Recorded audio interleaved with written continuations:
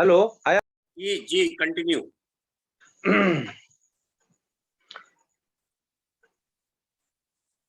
महाकारुणिक तथागत गौतम बुद्ध, महामानव बोधिसत्व, परम पूज्य संविधान निर्माता Baba Saheb doctor B are Ambedkar, हमारे धरती आबा वीर बिरसा मुंडा, बहुजन समाज में जन्मे सभी साधु संत को नमन करते हुए, हमारा उड़ीसा का महान समाज सुधारक संत कवि भीमू भोई को नमन करते हुए, हमारा राष्ट्रीय बौद्ध महासभा की संस्थापक राष्ट्रीय अध्यक्ष सम्मानीय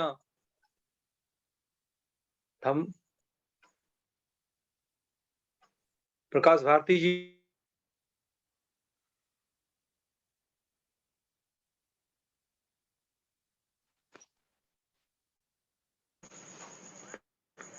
आरबीएम की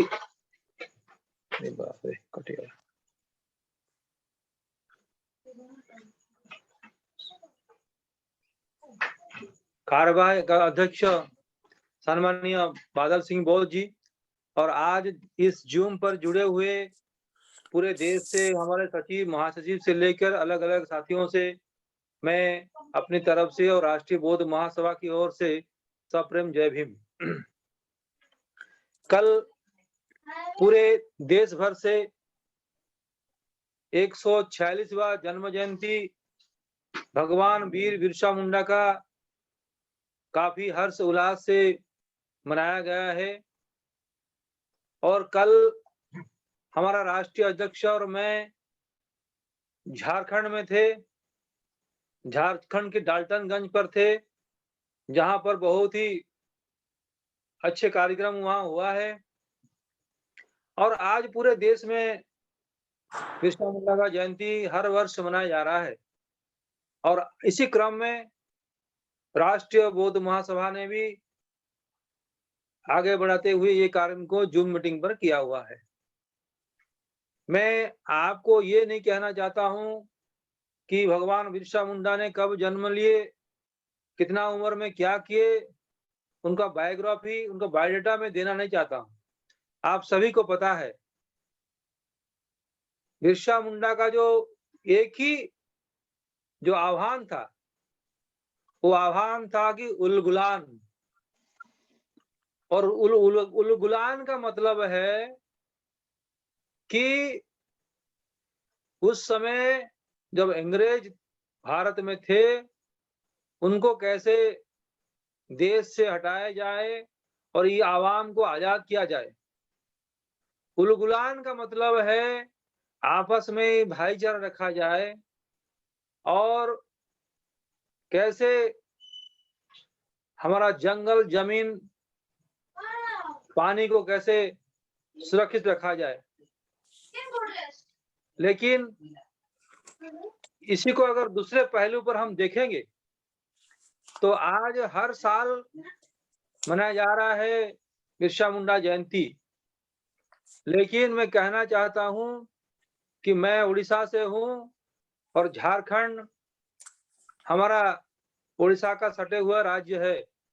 हमारा सटा हुआ राज्य छत्तीसगढ़ है और सबसे धनी प्रदेश होते हुए झारखंड, उड़ीसा और आपका छत्तीसगढ़, उनका लोग गरीब हैं। गरीब इसीलिए हैं कि उनका प्रदेश तो धनी है लेकिन लोग गरीब हैं। लोग इसीलिए गरीब हैं कि उस समय का लड़ाई और उस समय का आह्वान अलग था, उस समय का चैलेंजेस अलग था, उस समय का लड़ाई का तरीका अलग था। आज का समय लड़ने का और समस्या कुछ अलग है। आज हर 15 नवंबर को बिरसा मुंडा को याद करना जरूरी है, लेकिन आज का जो क्लास कैरेक्टर है, आज का जो हम लोग का हुई जावर एनिमी, कौन देश का दुश्मन है, उसको पहचानने का जरूरी है। जब तक उसको नहीं पहचानेंगे तब तक हम लोग सही दिशा में बिरसा मुंडा का जो क्रांति को आगे नहीं ले सकते हैं। आज का समय ये है, आज ग्लोबल फाइनेंस कैपिटल के बारे में जानना जरूरी है। जब तक ग्लोबल फाइनेंस कैपिटल के बारे में हम नहीं जानेंगे, हमारा लड़ाई भी उस तरीके से नहीं हो सकता है। उस समय अंग्रेज इस देश में हुकूमत कर रहे थे और उसी को सभी लोग अपना दुश्मन मान रहे थे, विदेशी मान रहे थे। आज इंडियंस कहते हैं तो हम इंडियन है, लेकिन धीरे धीरे पूरे आवाम को गुलाम करने का साजिश वो रच चुके हैं। उसको समझना पड़ेगा। बिरसा मुंडा को याद करेंगे, बिरसा मुंडा को सम्मान करेंगे, लेकिन अभी का जो क्लास कैरेक्टर है, अभी का जो श्रेणी वर्ग का जो मेन देश का पहला दुश्मन कौन है, कौन दुश्मन है और इस देश को कौन गुलाम करना चाहते हैं, उसके बारे में जानना जरूरी है। जब तक उसके बारे में नहीं जानेंगे तब तक ये लड़ाई भी हम लोग उसी दिशा से आगे नहीं बढ़ा सकते हैं। जानने का क्या बात है, उस समय अंग्रेज हमको गुलाम करे हुए थे, आज हमको कौन गुलाम कर रहा है और उसका प्रक्रिया क्या है, आप सभी विद्वान सभी जानते हैं, लेकिन मैं थोड़ा आपको याद करना चाहता हूं। क्या आज हर राष्ट्रीयकृत उद्योग, देश का जो 150 से ज्यादा राष्ट्रीयकृत उद्योग है, उसी उद्योग को हमारा जो अदानी अंबानी से लेकर बड़े बड़े पूंजीपतियों को हाथों के बेचा जा रहा है। और उसमें होगा क्या, पर्टिकुलर जो बाबा साहब ने SC/ST लोगों को जो रिजर्वेशन दिया गया है, जिसमें नौकरी पाने का जो अधिकार था, प्रमोशन पाने का जो अधिकार था, वो अगर राष्ट्रीयकृत उद्योग नहीं रहेगा तो वो नहीं रहने वाला है, ना नौकरी मिलेगा ना प्रमोशन मिलेगा। उसके साथ साथ आज देश के अंदर 43 करोड़ मजदूर हैं, उसमें 41 करोड़ असंगठित हैं और 2 करोड़ संगठित हैं। संगठित कौन है? जो बैंक में, LIC में, सेल में, भेल में, नालको में नौकरी करता है, जो आपका कलेक्ट्रेट में, तहसील ऑफिस में काम करते हैं, जो PWD में काम करते हैं, जो RDC ऑफिस में काम करते हैं, जो गवर्नमेंट नौकरी करते हैं, वो 2 करोड़ हैं। और आज जो 41 करोड़ मजदूर हैं, वो मजदूर कौन है? जो आज आपको रोड बना रहा है, घर बना रहा है, अलग अलग प्राइवेट ऑर्गेनाइजेशन में काम कर रहे हैं, और ऐसे ही भी काम कर रहे हैं बेंगलोर में लेके हैदराबाद लेके हर जगह आज प्राइवेट उद्योग बढ़ चुका है। अगर प्राइवेट उद्योग बढ़ चुका है तो हमारा जो अधिकार है वो मिलने वाला नहीं है।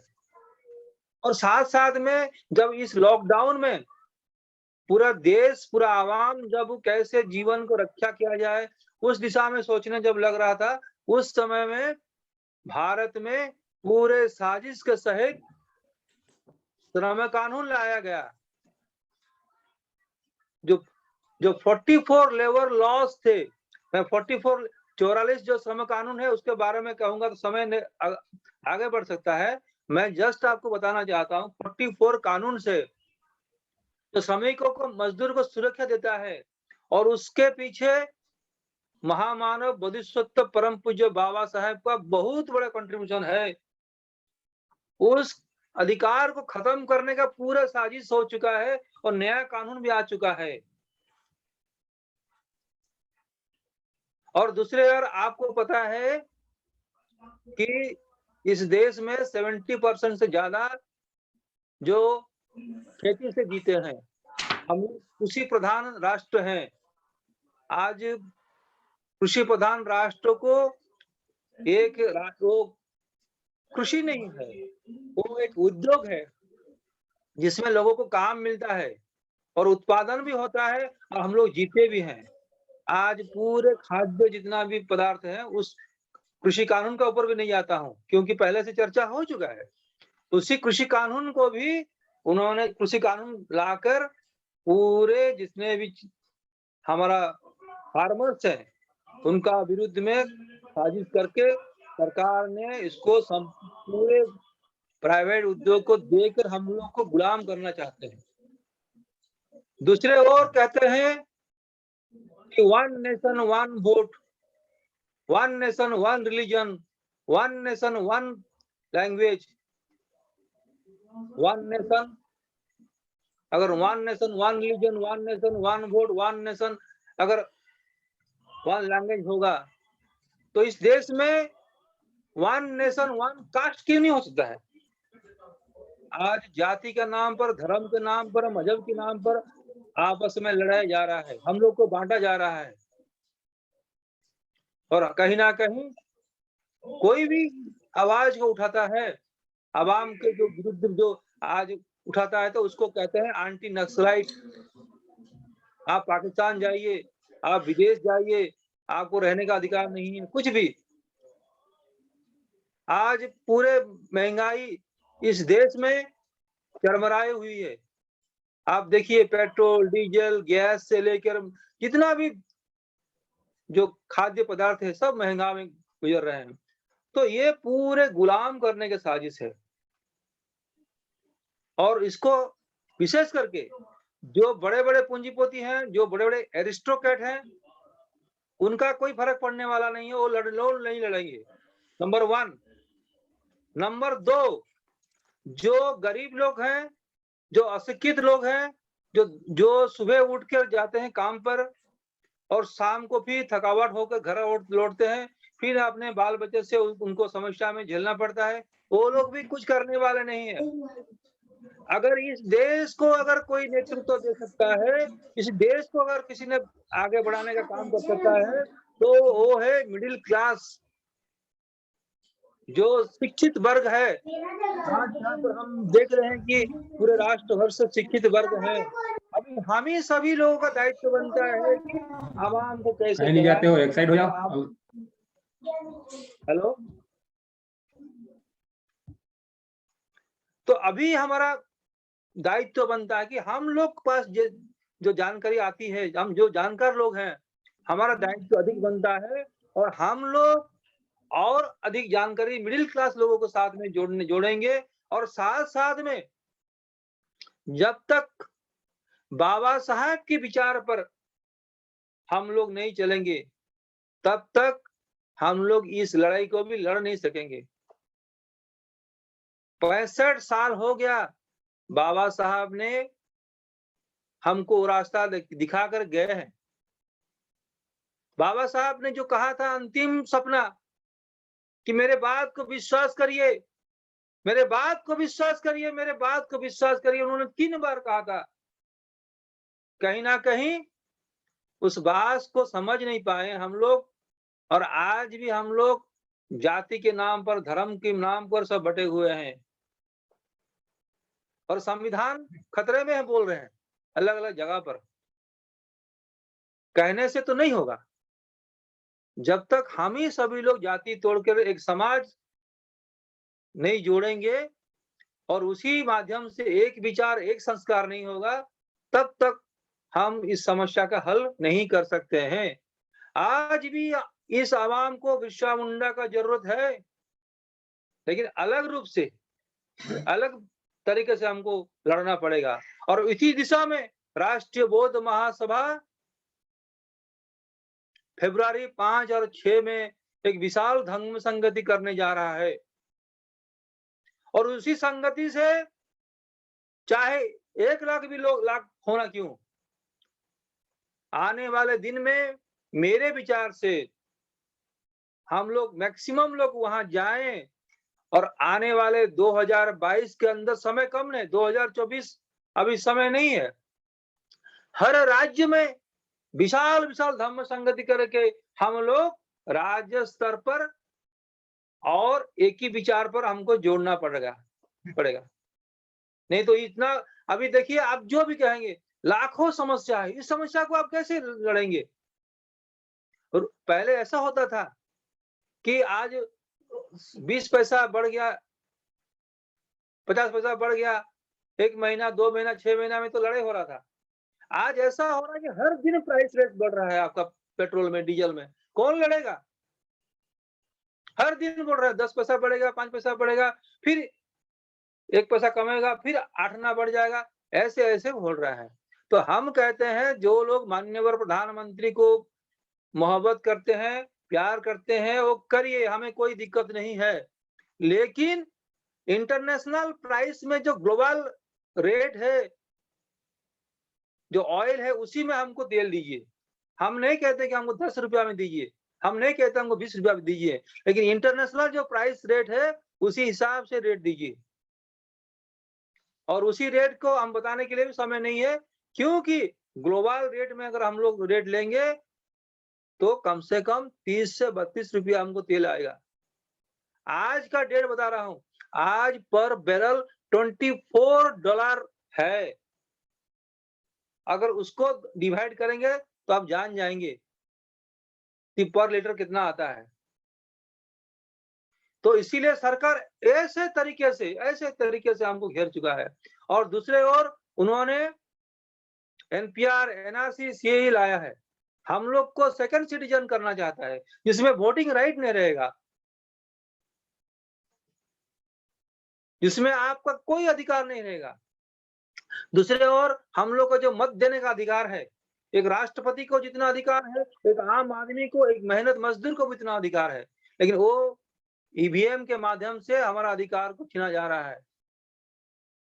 आज कहीं भी जाइए, आप जुडिशियली जाइए, आप इंटेलिजेंस ब्यूरो जाइए, आप कहीं भी जाइए, हर जगह पे निराश ही निराश मिल रहा है, हर जगह पे हम लोग को अधिकार का हनन हो रहा है। तो साथियों, आप सभी को मैं आपसे अनुरोध करता हूं कि हम लोग लगना पड़ेगा, हम लोग जोड़ना पड़ेगा, हम लोग, और कोई रास्ता नहीं है, शॉर्टकट कोई रास्ता नहीं है, शॉर्टकट कोई रास्ता नहीं है। हम लोग मैक्स हर स्टेट से आज जुड़े हुए हैं। सभी बड़े विद्वान लोगों को मैं अनुरोध करता हूं कि हम लोग अपने राज्य स्तर पर एक ही विचार, एक ही संस्कार में सबको लाना पड़ेगा, तब जाकर हम लोग लड़ाई कर सकते हैं। नहीं तो जब तक बांटा रहेंगे, तब तक ये लड़ाई आवाम के लिए लड़ नहीं सकते हैं, क्योंकि समस्या इतना लाखों है, तो आप एक-एक समस्या में आप कुछ समाधान नहीं कर सकते हैं। आप अगर यहाँ पर मान लीजिए, आप आगरा में डॉक्टर नहीं है, लड़ाई करेंगे, आंदोलन करेंगे, तो आपको लखनऊ से 1-2 डॉक्टर आ जाएंगे, और नहीं तो कहीं गांव से आ जाएंगे। वहीं पर डॉक्टर शॉर्टेज होता है। हम लोग, जो सरकार का जो प्लानिंग कमीशन है, उसी में तय होता है, उसी में तय हुआ है कि हर साल 10% आपको आउटसोर्सिंग एंड डाउनसाइजिंग करना है। आउटसोर्सिंग क्या है और डाउनसाइजिंग क्या है? आउटसोर्सिंग मतलब 10% करना है, मतलब उसी जगह पर प्राइवेट लोगों को देना है।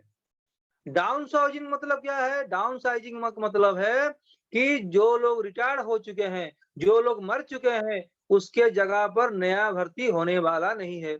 हम राज्य स्तर में लड़ाई करते हैं, हमको पता नहीं है। ये प्लानिंग कमिशन, अभी तो नीति आयोग हो गया है, उसी से तय होता है। और मैं जहाँ रहता हूँ, उड़ीसा, उड़ीसा की सरकार तो बहुत आगे है। उन्होंने बहुत ही केंद्र सरकार को प्यार करते हैं। उन्होंने कह दिया कि आप 10% की बात कर रहे हैं, मैं 20% करना चाहता हूँ। आज हम सोच रहे हैं कि हर जगह कैसे प्राइवेट डॉक्टर हैं, प्राइवेट नर्स हैं, प्राइवेट टीचर हैं, और क्यों रिक्रूटमेंट नहीं हो रहा है? ये वहां से नहीं है, ये नीति आयोग से लेटर आया हुआ है, इसीलिए देश भर में ऐसा ही चल रहा है। हम कि कहीं जगह पे बंद कर देते हैं, कहीं जगह लड़ लेते हैं, लेकिन वो टेम्पररीली हमको कहीं ना सेटिस्फाइड करते हैं, लेकिन परमानेंट वही लगा रहता है। तो साथियों, आज बहुत ही एक ऐतिहासिक दिन है, कल था भी, आज उस पर विचार हो रहा है। मैं सभी साथियों को अनुरोध करता हूँ कि आने वाले दिन में हम लोग के सामने बहुत बड़े लड़ाई है। उस लड़ाई को अगर कोई लड़ सकता है तो हम ही लोग लड़ सकते हैं और हम लोग लड़ना शुरू कर दिए हैं और मैं उसी उम्मीद के साथ रहता हूँ। आपने मुझे कहने का मौका दिया। पुनः आज सभी देश से जुड़े हुए सभी को मैं अपना बात कहते हुए मेरे विचार को यही रखता हूँ। नमो बुद्धाय, जय भीम, जय भीम, जय भीम, जय जोहार। बहुत बहुत साधुवाद आदरणीय सांडा साहब। आपने हमारे माननीय नेपालेश्वर जी के कमी को आपने पूरा किया है और बहुत ही महत्वपूर्ण बातों को आपने इंगित किया है, बहुत ही अच्छे बातों को आपने फोकस किया है। और चूंकि जरूर हम पूज्य बिरसा मुंडा जी की जयंती पर चर्चा कर रहे हैं, लेकिन आपने जो तात्कालिक जो वर्तमान मुद्दों को भी जो सामने ला के रखा है, यकीनन ये बातें जुड़े हुए साथियों को बहुत ही प्रभावित किए हैं। तो पुनः आपका आभार, साधुवाद। आइए हम लोग आगे बढ़ते हैं।